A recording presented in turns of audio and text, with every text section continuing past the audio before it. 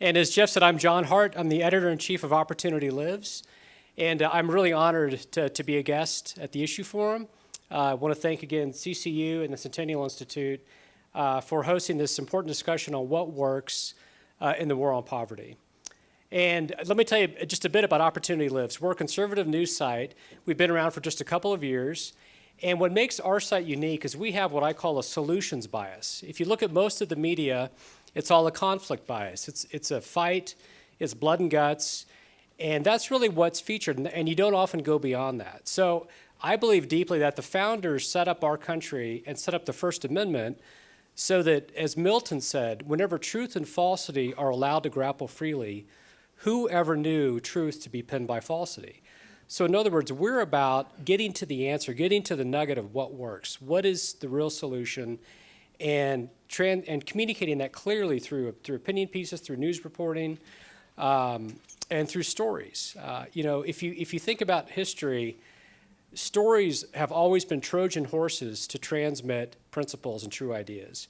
So oftentimes when a frontal assault doesn't work, you tell a story and you get the point across much better. You may have heard of parables. Well, our site is focused on what I call modern parables of conservative principles and practice.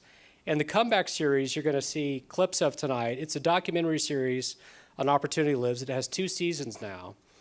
And Comeback is really, it's a modern parable. It's stories about what works in the war on poverty. And you're going to see 3 clips. The first one features Paul Ryan, who's now the speaker, and Bob Woodson, who is with the Center for Neighborhood Enterprise, and he's still with the center, but it's renamed the Woodson Institute.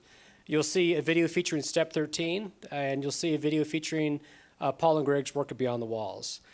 And there's several more on our site. I encourage you to go to that after tonight, and they're all outstanding. Jeff and I were talking, gosh, who do we invite? And Jeff said they're all fantastic. So strongly encourage you to go to our site and look at all these clips.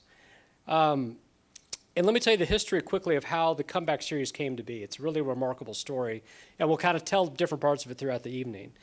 But the short version is after the 2012 election, when Mitt Romney and Paul Ryan lost, Paul Ryan wanted to get a better understanding of this question we're going to talk about tonight, is what works, and what happens really on the ground, and what can he learn by going to the communities where people are fighting poverty in innovative, exciting ways.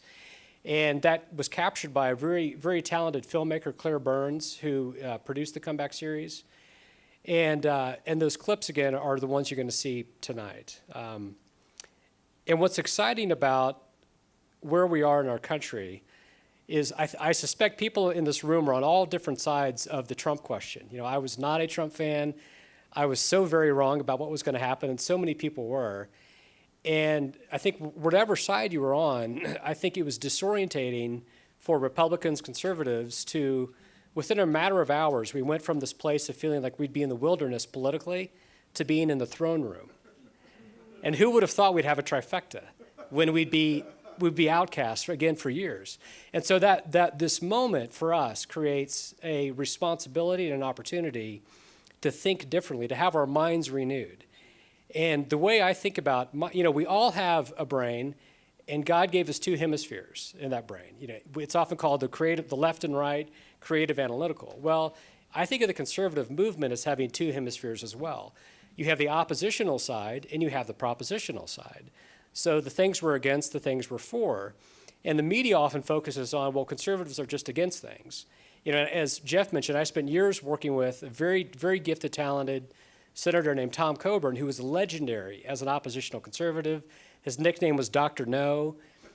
We stopped a lot of bad things from happening, offered literally thousands of amendments, led the effective fight against earmarks. We won that battle. Nobody thought we would. They thought we were nuts to even fight the fight.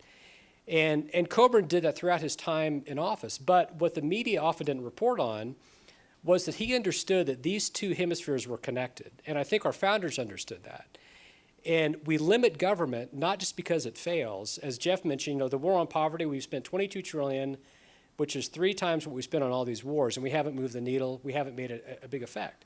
So part of our case is to say that and make that case, but we also have to describe what we're for. So Coburn was a model for me in that respect, that when Barack Obama was elected and started putting out his healthcare ideas, which became Obamacare, he thought, you know, we have to tell people what we're for. So he went and wrote a bill with Paul Ryan. So we had an alternative. And that mentality is so critical for this discussion on poverty when we have this moment of opportunity to make our case, to have this conversation. And a big part of that, again, is to do what we're doing tonight, is just to have that dialogue and think through these issues more deeply and critically than we would just in our day-to-day life. And that's really, that's what we're going to do tonight. We're going to talk about, you know, people on the ground making a difference and what really works in the war on poverty.